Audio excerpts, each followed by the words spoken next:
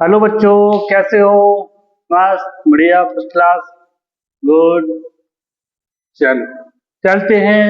Chapter चल रहा था, टॉपिक था अपना बहुपद। बहुपद बोले तो पॉलिनोमियल्स। ठीक है। पॉलिनोमियल्स के बारे में आपको बताया, इंट्रोड्यूस भी करवाया था, और क्या होता है बहुपद ये भी बताया था। बहुपद एक और रिवाइज करा दें, जो बहुपद की डेफिनेशन है तो आपको अपना रिवाइज करा रहे हैं, ध्यान से सुन लीजिएगा कि चर और अचर के मेल को बहुपद कहते हैं। छोटी सी डेफिनेशन आपको याद रखना है कि चर और अचर दोनों के मेल को क्या बोलते हैं? बहुपद। एक चीज और क्लियर कर दे रहा भाई, चर को बहुपद को हमने बताया पदों के प्रकार से, घातों के प्रकार से। अब आपको सारी चीज समझ में आ चुकी होंगी। अब चलते हैं चैप्टर नंबर 2.2। इसके अंतर्गत आपको क्या देखना है? बहुपद के शून्यक। भैया बहुपद के शून्यक क्या होते हैं, इसको आपको आज समझना है। ध्यान से सुनिएगा, इसकी डेफिनेशन हम समझा रहे हैं। तो किसी बहुपद में, बहुपद तो आप समझते हो, हम लिखे दे रहे हैं भाई, कोई भी बहुपद एग्जाम्पल में लिखे दे रहे हैं हम।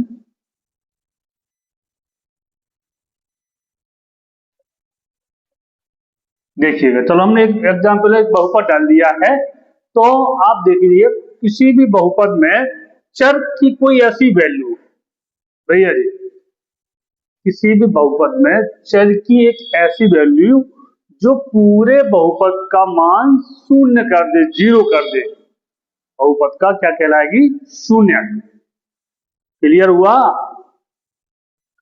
पूरे बहुपद में जो भी बहुपद दिख रहा है, तो कोई भी बहुपद, किसी बहुपद के बारे में बोल रहे हैं, यानी बहुपद में चर क्या, बहुपद में चर का एक ऐसा मान जो बहुपद के मान को क्या कर दे? शून्य, जीरो, उस बहुपद पे क्या कहलाएगा? शून्य। समझ में आ गया होगा? बिल्कुल। चल, अच्छा एक चीज और ध्यान रखना, एग्जाम्पल में हमने आपको एक क्लियर करके बताया दे रहा थोड़ा सा। जैसे कोई आपका बहुपद है, जैसे 2x+4। ठीक है, कोई बहुपद ले लिया हमने 2x+4। हमने बताया कि जो चर है, बहुपद में चर दिया गया है, उसकी एक ऐसी वैल्यू, उसका एक ऐसा मान जो बहुपद को क्या कर दे? जीरो, उस बहुपद का शून्य कहलाता है। तो जैसे मान लो, माना हमने कि x, इसमें चर दिख रहा है ना, क्या है इस बहुपद में? क्या है चर? x। क्लियर? हमने मान लिया x बराबर जीरो, माना। तो भैया जी, अगर हमने x बराबर जीरो माना तो क्या होगा? x के स्थान पर रख दिया जीरो, +4, क्या आया? जीरो, 2 का मल्टीप्लाई हुआ तो आया कितना? जीरो, जीरो +4 तो कितना आ गया? 4। यानी आप देख रहे होंगे कि इस बहुपद में x बराबर जीरो रखने पर क्या आया उसका वैल्यू? उस बहुपद की वैल्यू आई 4। ठीक है, ये क्यों नहीं आ सकती?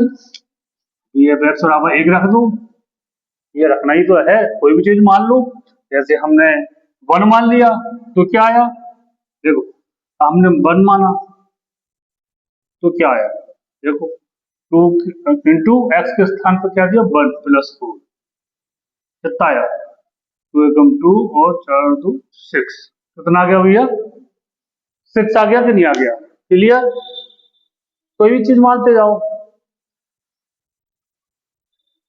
ठीक है ना।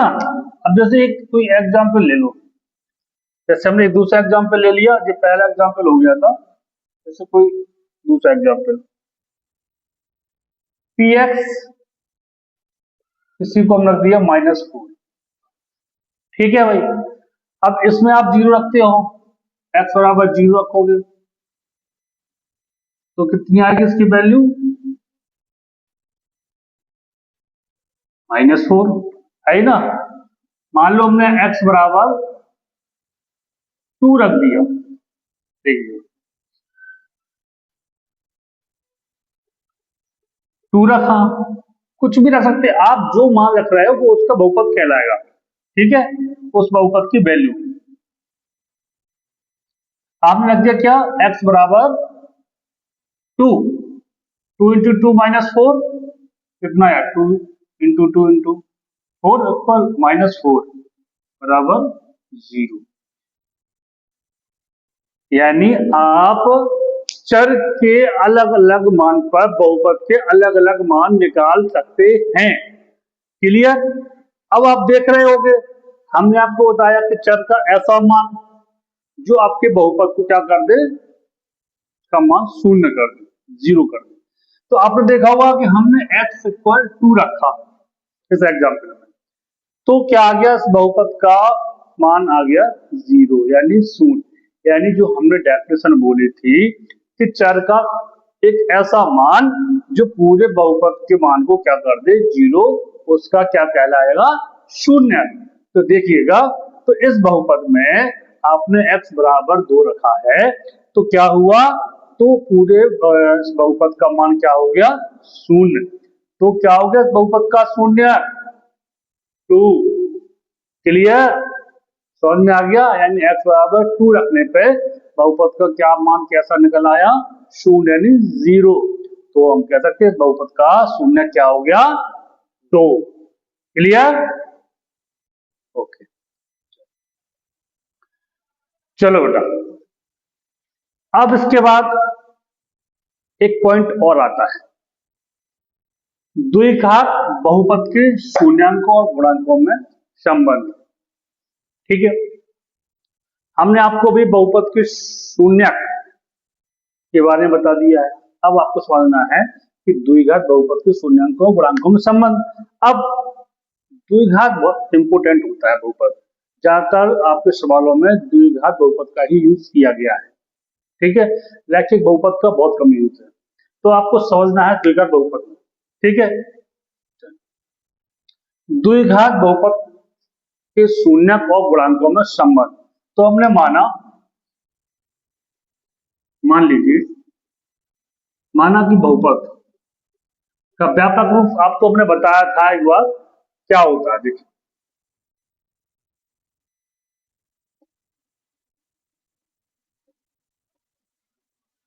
याद आ गया ना, ये क्या है, द्विघात बहुपद का एक व्यापक रूप है, ठीक है। इसके अकॉर्डिंग अपना फॉर्मूला भी और सवाल को सॉल्व इसी के अनुरूप करना पड़ता है। तो आप ये एक रूप है जिस बहुपद द्विघात बहुपद को इस रूप में लिखा जाता है, इसके लिए इसको व्यापक रूप कहा जाता है, ठीक है। कोई भी रूप हो ना, तो इसको रूप को दिखा करके इस रूप में ही उनको राइट किया जाता है, बहुपद को, द्विघात बहुपद को। आप देख लीजिए कि हमने एक व्यापक रूप आपको लिख दिया है, तो अब करना क्या है, जब द्विघात बहुपद के शून्य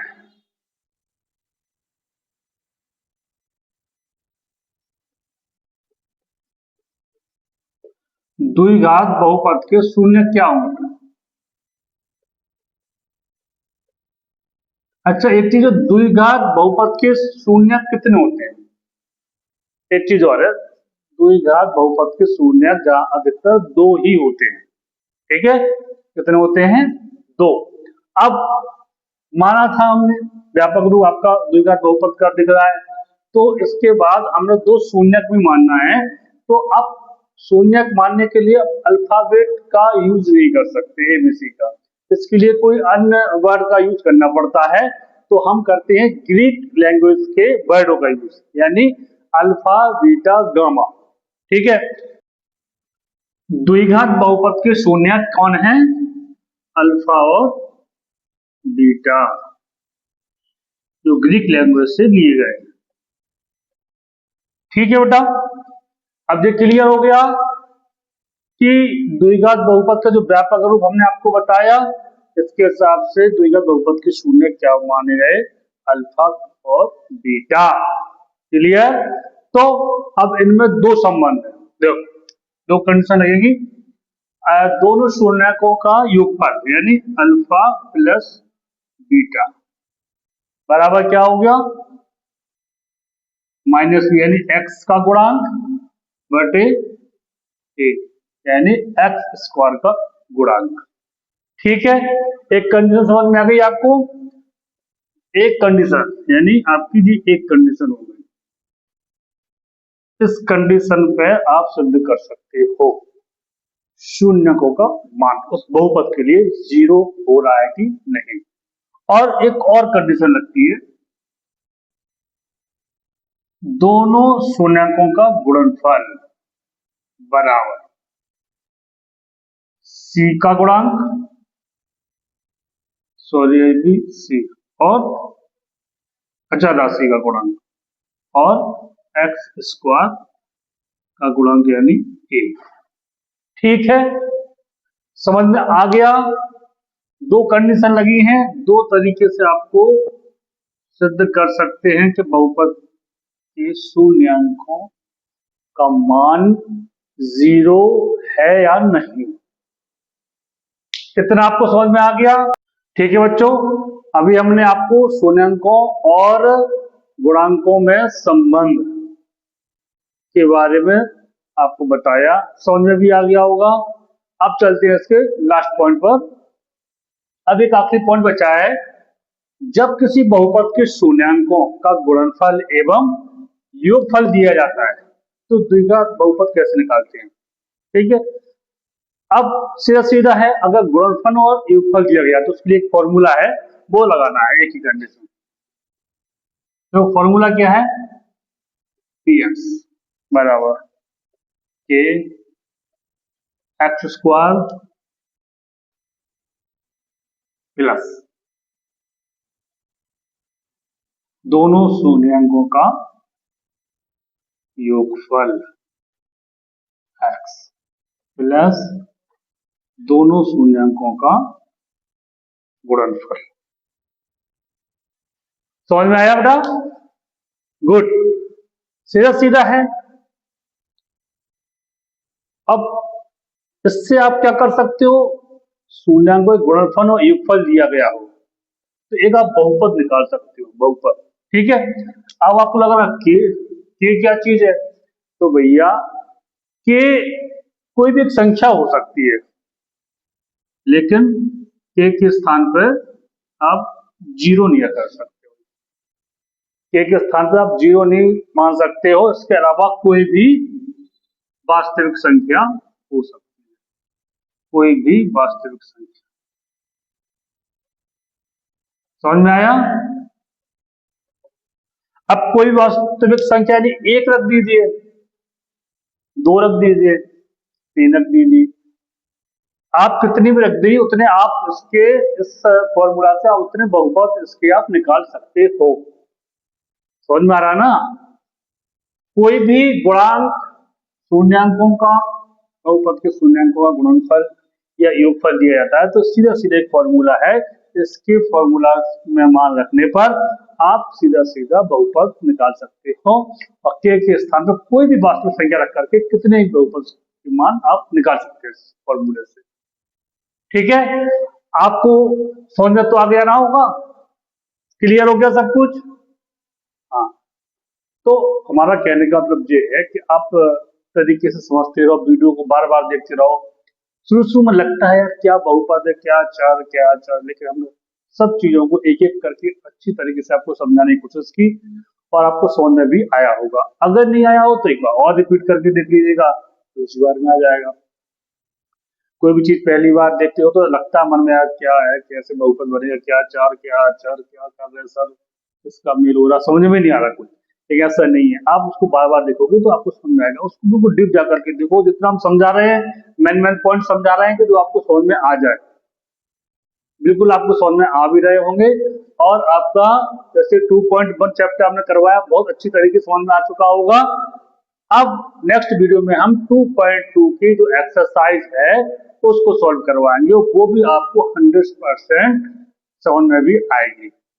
चलिए मिलते हैं अपने नेक्स्ट वीडियो में, सब्सक्राइब और लाइक करना ना भूलें। Okay bye.